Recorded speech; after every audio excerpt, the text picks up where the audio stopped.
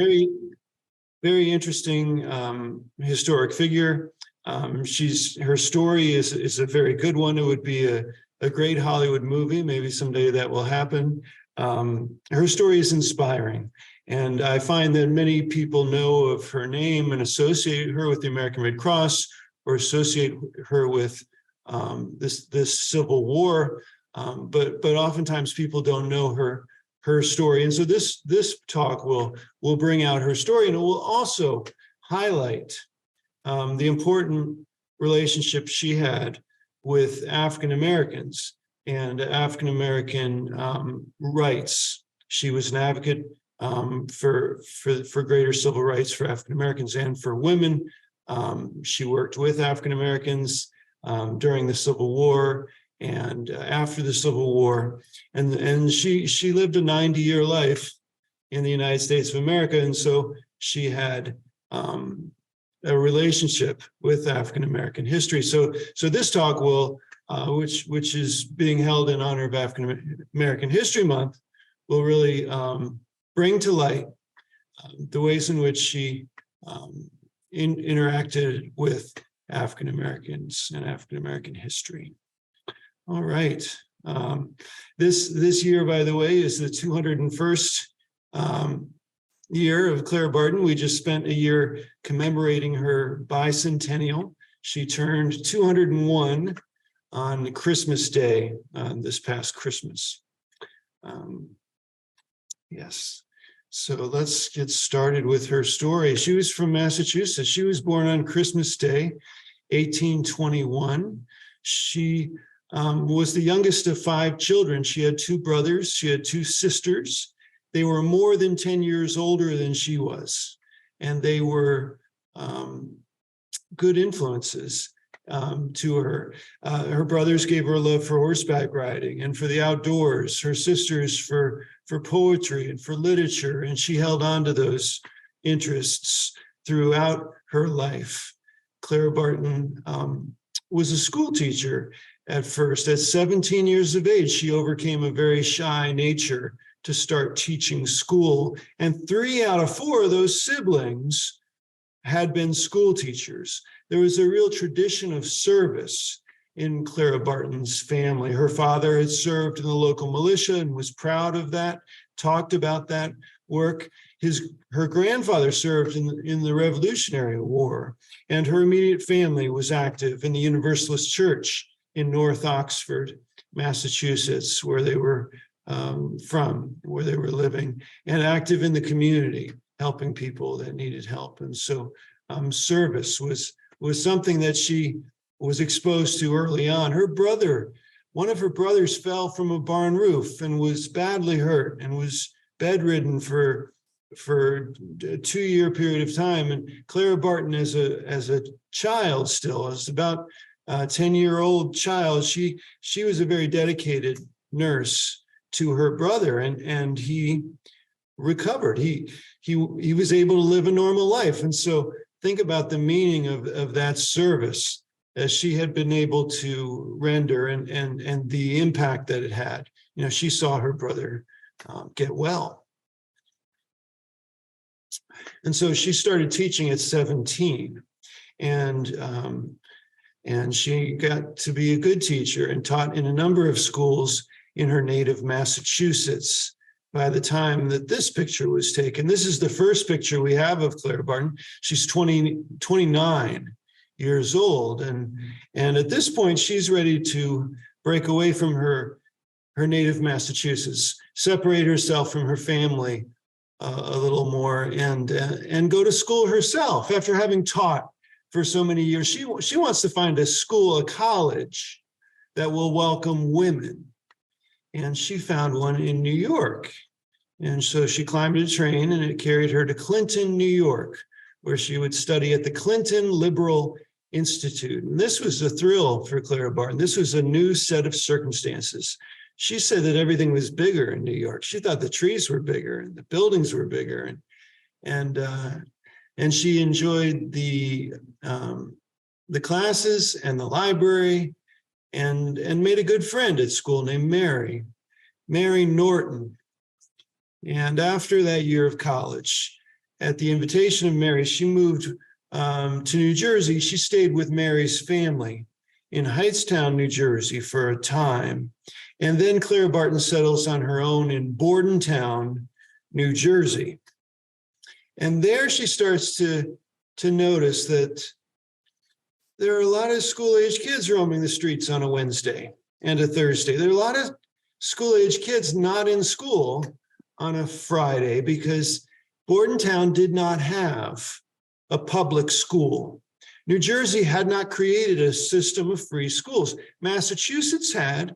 Clara Barton had worked in public schools in Massachusetts, and now she's starting to think that maybe she, an experienced teacher, could start a public school in Bordentown. And she went to the officials of that town with her idea and with her willingness to teach for free for a little while if they let her give this a chance. And they didn't know her, but they listened and they decided to say yes. They found a building that would work. Here it is. It's still there as a historic site.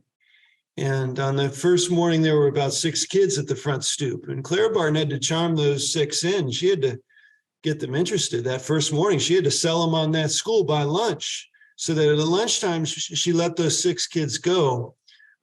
She wanted them to come back in the afternoon to learn some more, and they did. And they brought a few other kids. And as the days went on, more and more kids wanted to go to school. More and more families wanted to take advantage of this new institution. And the town's officials took notice and started to realize that this was something that the public really wanted, that maybe it was viable and that they should really invest in this institution. And then for the next year, they'll need a bigger building. They'll need additional teachers. They're going to need a principal to run this larger institution. And let's think about it from Clara Barton's point of view. She volunteered. She put her name on this project. She sacrificed, I'm sure.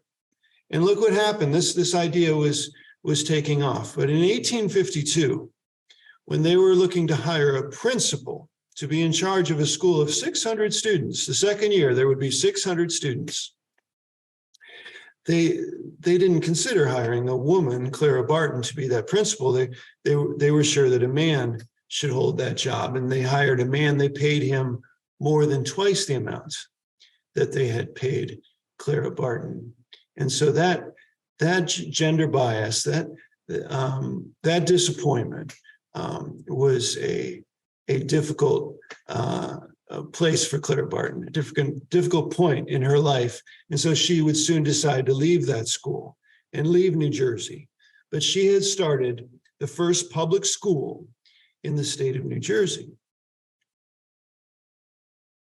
She didn't go home next. She didn't go back to Massachusetts. She came to Washington, D.C.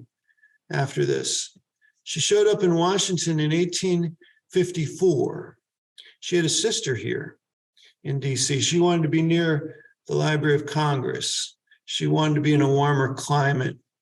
She went to her congressional representative, who was also a distant relative of hers, about needing a job. She wanted him to help her find a job. And that man introduced her to Charles Mason, who was the commissioner of patents at the United States Patent Office. Now, the idea of that introduction was that Clara Barton might become a governess to Mr. Mason's family and work in his home, take care of his children. But it turned out that Mr. Mason was a forward-thinking government leader, and he's willing to hire Clara Barton to be a clerk at the United States Patent Office. And this makes Clara Barton one of the first women to work for the federal government. And she made the same salary as a man in her position. And the men that she worked alongside in that building did not welcome her. Some of them spat tobacco juice at her. They weren't comfortable having women in that workplace. And yet she persisted. She continued to work there and did good work there. The Patent Office, that building today houses the National Portrait Gallery near Gallery Place Metro Station. And there is a portrait of Clara Barton in that building. Clara Barton lived right down the street from that building on 7th Street. And sometimes when she wasn't at work, she would go to this building. She would sit in the United States Capitol. She would sit in the audience. She would watch politicians debate. She would watch government work.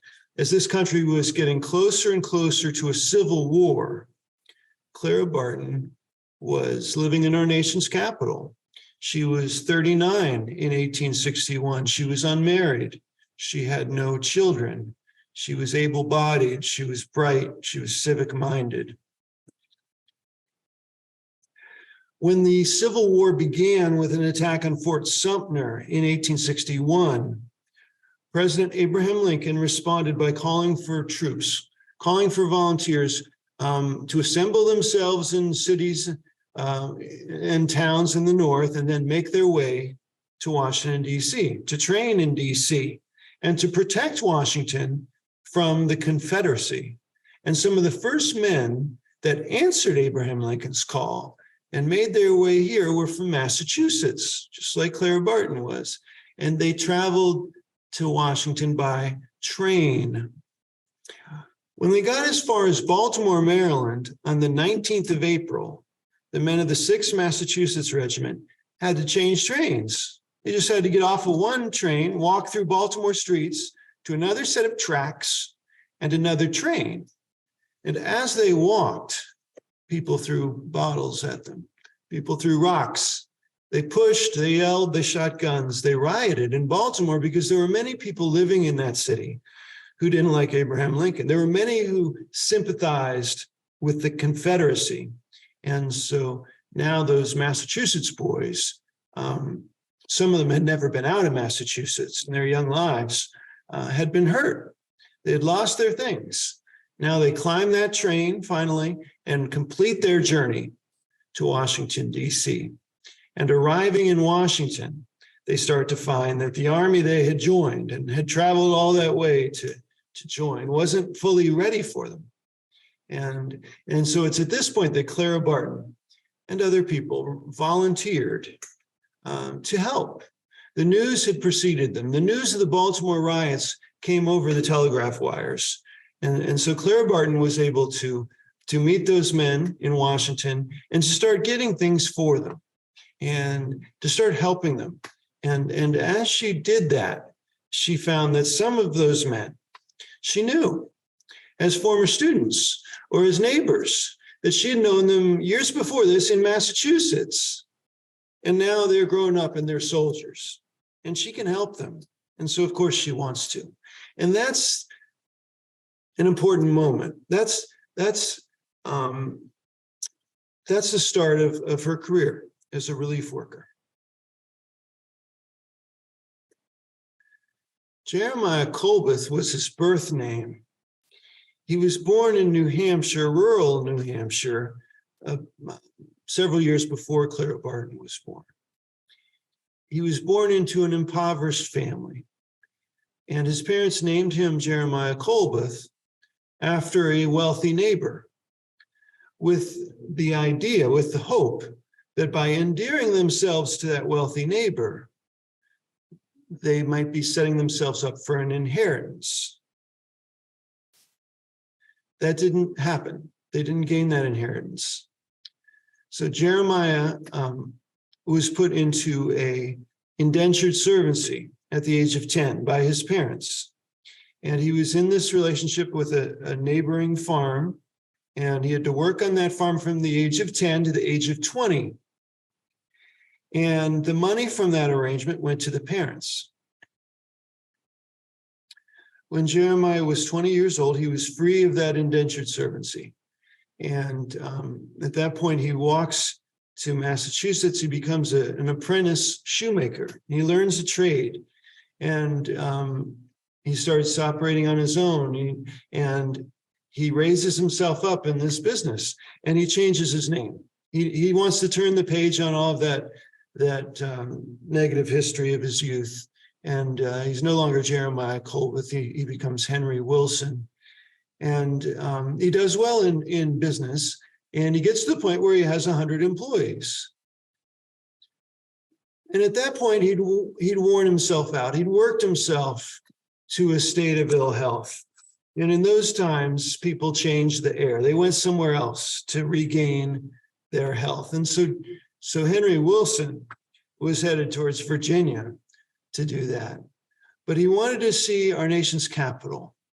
And so on his way to Virginia, he stopped by and saw the city of Washington, D.C. And as he was walking the streets, he turned the corner and he looked up and he saw a slave auction taking place. He saw African Americans being sold into bondage. He saw them being separated from their families. Henry Wilson had been an indentured servant. Here he saw slavery. And that moment politicized him. That moment set him on a course of running for office and eventually becoming the senator of Massachusetts, Senator Henry Wilson. And when the Civil War began, Senator Henry Wilson went personally back to Massachusetts, raised up a regiment, and brought them to Washington, D.C. And so at the very beginning of the war and before the war, he got to know Clara Barton. And they had very similar convictions, very similar interests. And so they had a friendship, they had an alliance. And when Clara Barton would run into gender bias or bureaucracy or things that were just flat wrong, and she could go to Henry Wilson, who had the influence and the willingness to do something about it. When slavery was outlawed in the city of Washington, D.C., Senator Henry Wilson had a lot to do with that. When African Americans were welcomed into the United States Army as soldiers, Henry Wilson was involved with that advancement. And when they got the same pay as white soldiers, Henry Wilson was involved as well. When Ulysses S. Grant became the president of the United States, the vice president was Henry Wilson. Clara Barton would help with those Baltimore riots. And then she'd put ads in newspapers in New Jersey and Massachusetts. She'd ask the public to send things for the troops, and they did. They wanted to. The Christian Commission didn't exist yet. The Sanitary Commission didn't either. Those groups would do this later. So Clara Barton was saying, send things for the soldiers. I can receive those things in Washington and I can put them to use. And so she at the very beginning of the war, starts to do this. The war starts on the 12th of April. And the 19th of April is the Baltimore riots. She puts ads in newspapers. People send things. She fills 3 warehouses full of supplies. And then after the Battle of First Manassas, she gets permission to take those supplies into the battlefields of the Civil War. Here we see a picture of Antietam, but she went to Fredericksburg, to Petersburg, to South Mountain, to Spotsylvania, to the siege on Fort Wagner. And here we have an image of that siege on Fort Wagner. Remember the 1989 movie Glory with Denzel Washington and Matthew Broderick? That movie depicts this siege on Fort Wagner in South Carolina. The 54th Massachusetts United States Colored Troops were there and served valiantly. Clara Barton was there supporting them, and she spoke very favorably of their courage and their devotion to the cause. While Clara Barton was in that area of Hilton Head in the lead up to the siege on Fort Wagner, she got to know Frances Dana Gage. Frances Dana Gage was a political activist, and she was a proponent of greater rights for African Americans and for women. She grew up in Ohio, just north of the Kentucky border. She grew up helping African Americans escape the Confederacy and escape slavery. And so she had that experience in her upbringing. And then she would go on to be a writer, a newspaper columnist an opinion writer, and under the pen name On Fanny, she advocated for greater rights for African Americans, and then she took to the lecture circuit. And so by in her friendship with Clara Barton, she would help Clara Barton understand that she was now a well-known and respected American woman, and she could lend her voice to causes that were important to her. And so Clara Barton would follow through and would lecture and would begin to advocate herself for civil rights. Here we find a lecture poster for Clara Barton. This brought her needed financial income at the time after the Civil War, and it also gave her the chance to talk about the issues that she believed in. So here we find her in her mid-40s, a famous Matthew Brady portrait, and she had become well known. She'd become known as the angel of the battlefield for doing the Civil War relief work as a woman.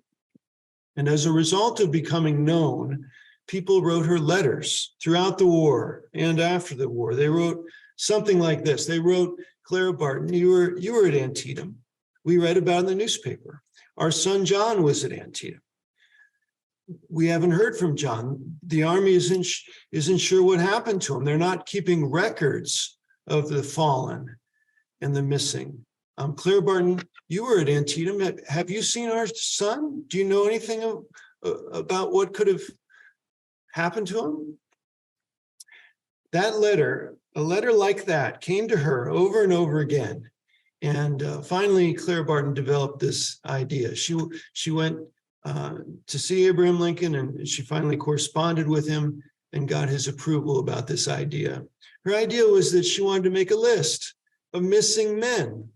She wanted the list to go to be printed by the government printing office. She wanted a copy of the list to go in every post office in the North. She wanted veterans of the war to look at the list. If they knew something about one of those men, they should tell Clara Barton's office, and then she would tell the family that reported the name. And it worked. They found information on more than 23,000 men. Clara Barton used the inheritance that she gained from her father's death during the war to run this office out of her apartment on 7th Street in Washington, D.C. This is the sign for that office. While she was working on that project, a man named Dorrance Atwater came to her and said that he had been imprisoned in Andersonville, Georgia, the Andersonville prison, where the Confederates imprisoned Union soldiers. He had had a job at the prison. He worked in the office, and he had kept a list of all the men that died there. He got out of that prison, and he had a secret copy of the list with him. And so he comes to Clara Barton with this interest in collaborating and with communicating with the families of all of these men that he knew had died at Andersonville, and to create a national cemetery there. And so Clara Barton was very receptive. She ended up going to Andersonville and helping to create the National Cemetery. And by virtue of being there, by virtue of being at Andersonville, she got to see the conditions that men endured. She saw that it was overcrowded. She saw that there was a good source of water outside the prison gates, but inside the prison gates, men were made to go with foul water. She saw that the food was not appropriate. She saw inhumanity. The conditions were inhumane. And this becomes an important point for her when she learns of the Red Cross in Europe. She learns that the Red Cross is trying to bring some humanity into a war environment, to be neutral, to provide aid to everyone involved with a war, to not take sides, to not torture, to be humane to enemy combatants. These are the things the Geneva Convention and the Red Cross was interested in. And so Miss Barton knew that we needed that in America because she had seen in humanity, she had seen Andersonville. And so her medical doctor, after her years of Civil War relief work, after lecturing on the lecture circuit, after running the missing soldiers office for 4 years, her medical doctor was urging her to change the air, urging her to take a time to recover. And he told her to go to Europe. And she went and she visited Switzerland. And in Switzerland, she learned of Henri Dunant, the gentleman that was involved with the creation of the Red Cross. Henri Dunant was a Swiss man traveling through Italy in 1859 when he came upon the aftermath of the Battle of Solferino, where he saw thousands of men lying on the field wounded, and there not being a good response to that. And so he stopped his travels and tried to help, and then went home and wrote a book about it called A Memory of Solferino. He thought that there should be a neutral organization of volunteers that would help in a situation like that. And so there were meetings, and governments in Europe would come and agree to sign the Treaty of Geneva and agree to these principles of the Red Cross. They would go home and form a German Red Cross. The French would go home and form a French Red Cross, and so forth. When Clara Barton went over there and got to know some of those individuals involved with the Red Cross, they were eager to get to know her. She was a heroine of the Civil War, and they hoped that she would help a reluctant America become involved with the Red Cross movement. And eventually she did. It took some persistence. America was disinclined to sign international treaties. There was a reluctance to make entangling alliances. And so Clara Barton would respond by saying that the American Red Cross would help not just during war, but also during peacetime, during floods, during hurricanes, during tornadoes. And that was new for the Red Cross. The Red Cross in Europe had only been about war. And it was appealing to America. The American government liked that idea. And so Miss Barton founded the American Red Cross in 1881 at the age of 59. And she would lead it for 23 years. Now, the Red Cross in Europe, as I mentioned, was about being neutral during a war, not taking sides, but providing aid to both sides and neutrally. And Clara Barton took that idea of neutrality, and she brought that into this peacetime work that she was going to be doing now. Meaning, in responding to a hurricane or a flood or a train derailment or an epidemic of disease, she wanted to be neutral. She wanted to provide aid to Christians and to Jewish people, to men, to women, to African Americans, to white people, to old, to young, to educated, to uneducated.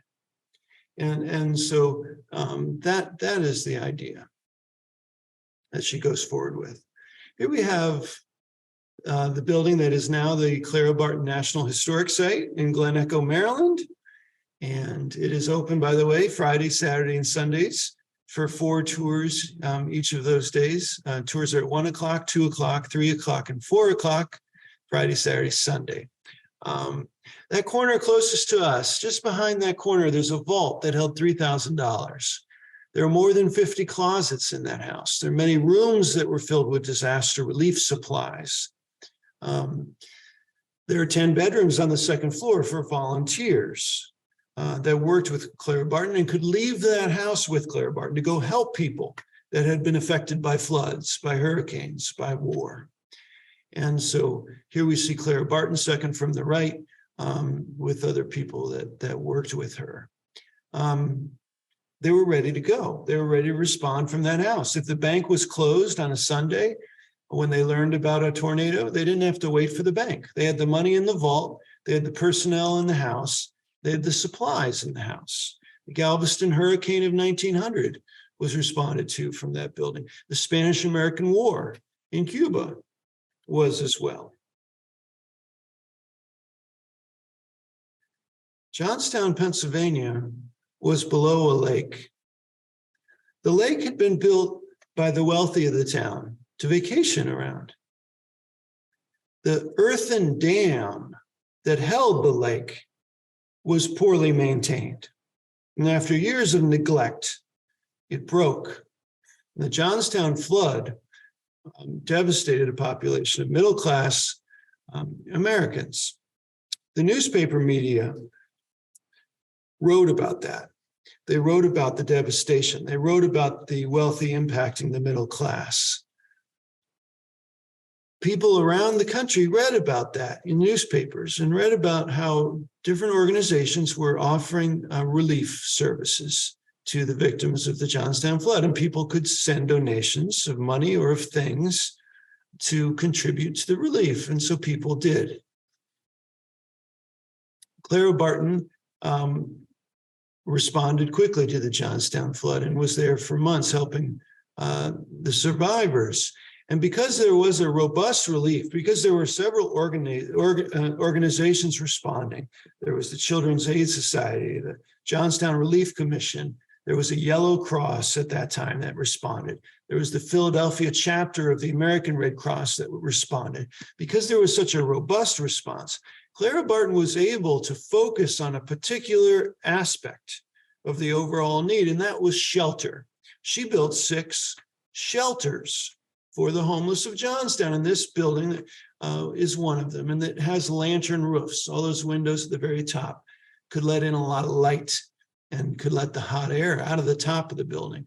So this building would become the basis for the house that she lived in here in Glen Echo. Her home is modeled after this Johnstown building because it worked very well, and she needed a big house for supplies, for volunteers, and for headquarters. And so the Johnstown effort was a success for overall, and for the American Red Cross, which was still a young organization. That was 1889, Johnstown, Pennsylvania. A few years later, 1893, another disaster happened. It impacted roughly the same number of human beings, but the circumstances were different, and the type of relief that came was different. Sea Island, South Carolina, was inhabited by formerly enslaved African Americans who were poor, and they had a Gala culture. They had a Creole language. They lived on an island, so they were isolated, and they had a more Africanized form of English and a more Africanized culture. So they were different from mainstream, from most Americans. And that impacted the kind of recovery that came towards them. The hurricane of 1893 devastated Sea Islands and its inhabitants.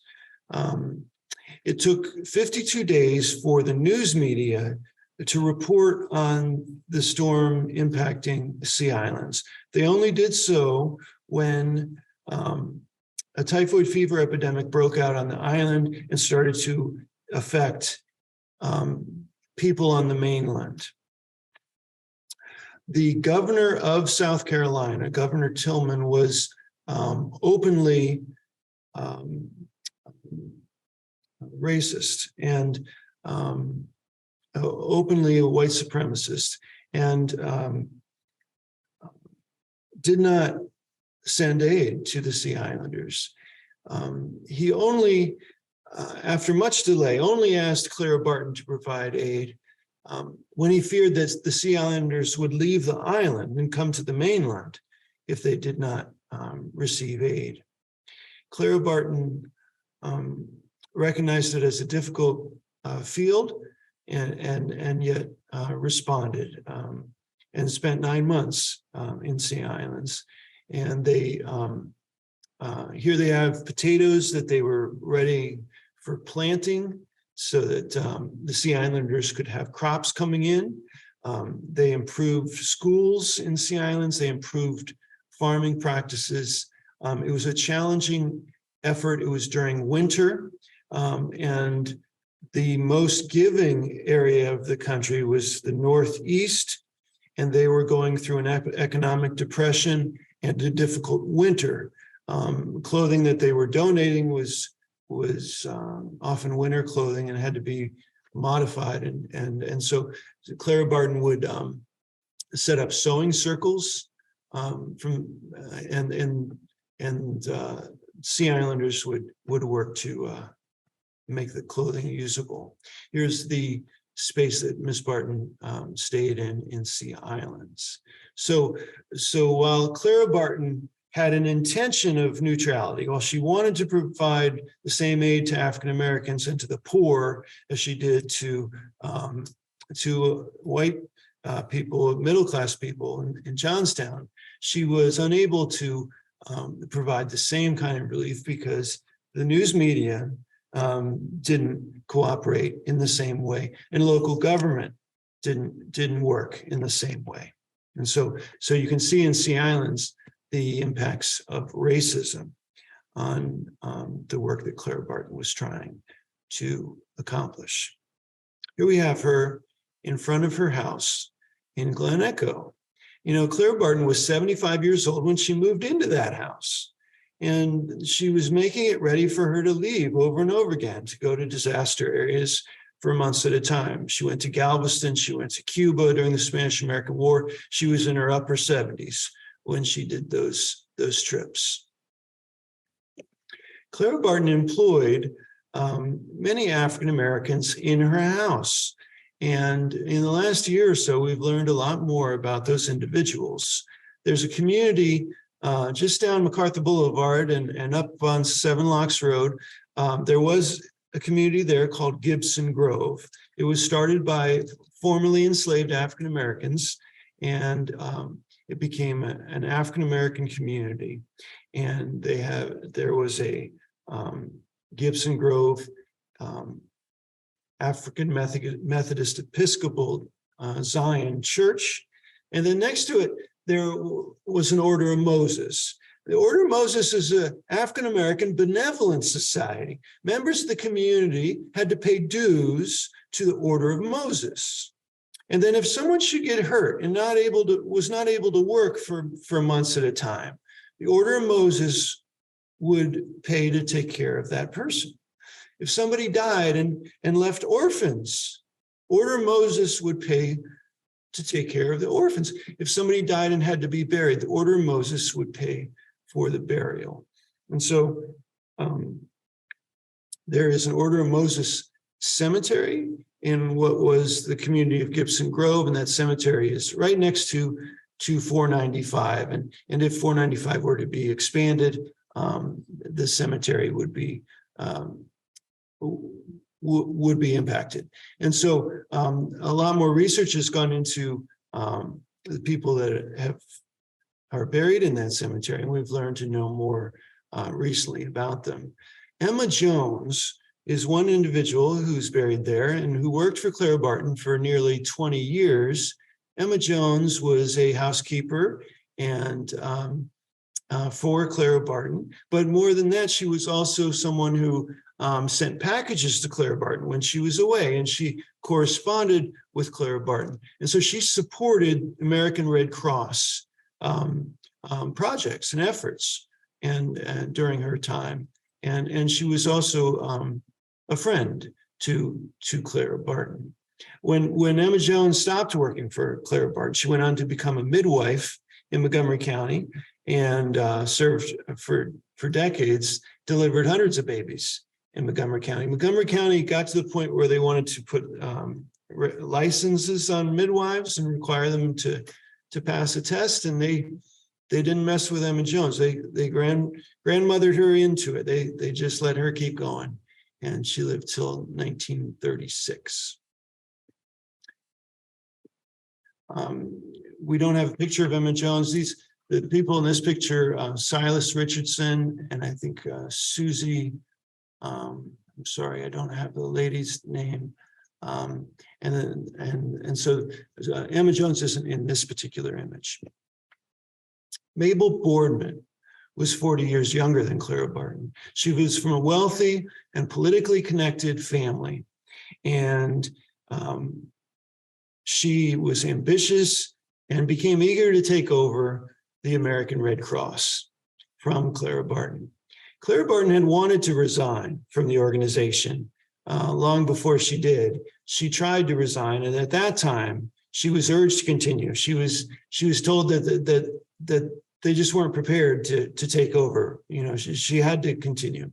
And so she did, and she led the effort in Galveston. She led the effort in Cuba for the Spanish-American War, and those were both big efforts. And there were some problems with those efforts. Mabel Boardman saw Clara Barton as managing in an out of date fashion. It was now the progressive era where organizations were required to be more businesslike and more accountable financially and otherwise. Clara Barton had always felt accountable to the victims out there in the field. She was working for the victims, but now she had a board of governors to report to, and so she was vulnerable to criticism. And ultimately, Clara Barton was forced to resign from the organization she founded after 23 years of leading it. And ironically, Mabel Boardman would go on to build up the American Red Cross into a robust organization with many more chapters around the country. And she made it into an organization that Clara Barton would have been proud to have seen. Miss Barton, after resigning, did other work. She starts the National First Aid Association. She starts teaching people like you and I to do first aid, and she starts making the first aid kit popular. And this is all Clara Barton. This is her idea. She named it first aid. She came up with that idea. Today, the American Red Cross teaches first aid and makes money doing it. And that was a part of Clara Barton's idea. Miss Barton knew Susan B. Anthony and knew Frederick Douglass. She worked with them to advocate for civil rights. She disagreed with Susan B. Anthony. Clara Barton felt that African Americans should get the vote before women got the vote. She thought African Americans needed it more than women did. She thought women could benefit from greater access to work. In 1902, here we have Clara Barton in her office, in her Glen Echo home. And in the Library of Congress, there are 23 medals that were given to Clara Barton for her work in Johnstown. She got a medal for her work in Germany during the Franco-Prussian War. She got that amethyst pansy in the center. Grand Duchess Louise of Baden gave her that medal. Here's the desk. Here's a desk in Clara Barton's house that is the way that it looked to visitors. The house is not furnished right now, but before it was emptied of its furnishings, this desk was on view for visitors to see. The house will go under construction in the fall, and will be getting a lot of funding from the Great Outdoors Act to do needed preservation work. And here we have some of the closets that line the hallway in the center of the building that held disaster relief supplies at the ready. And here we see Clara Barton's bedroom on the second floor with her bed in it, a walnut bed and a crazy quilt on the bed and a writing table. She kept a diary from the age of 13 to the age of 90. And the Library of Congress has those writings and her letters online. You can read her diaries and her writings online at loc.gov. Here we find a second floor picture looking into the guest bedroom. And the front parlor of a Victorian era home was where you'd receive callers. People came calling. They came to talk to Clara Barton.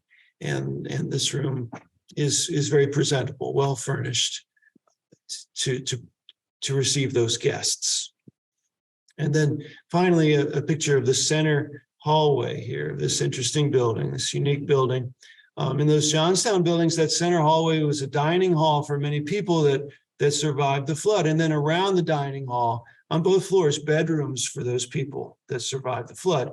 Here we have Clara Barton's home, and she had volunteers living on that second floor. She had rooms filled with supplies. And this house is just a great place to get to know Clara Barton. Her story really comes alive here. And it's a house that really represents her personality. You can see that she's frugal and that she's resourceful. She uses bandage material to cover a lot of walls and instead of plaster to not have to. She was saving money on rather than plaster 38 rooms, she bandaged them. The building reflects her personality, and her service is inspiring. She's someone who disregarded the limits that society placed on women, and she had a vision of how things could be different, what she could do, and she took the initiative to do them, and so her example is powerful. I will at that point stop. If you have any questions, I'd be glad to answer them. Thank you.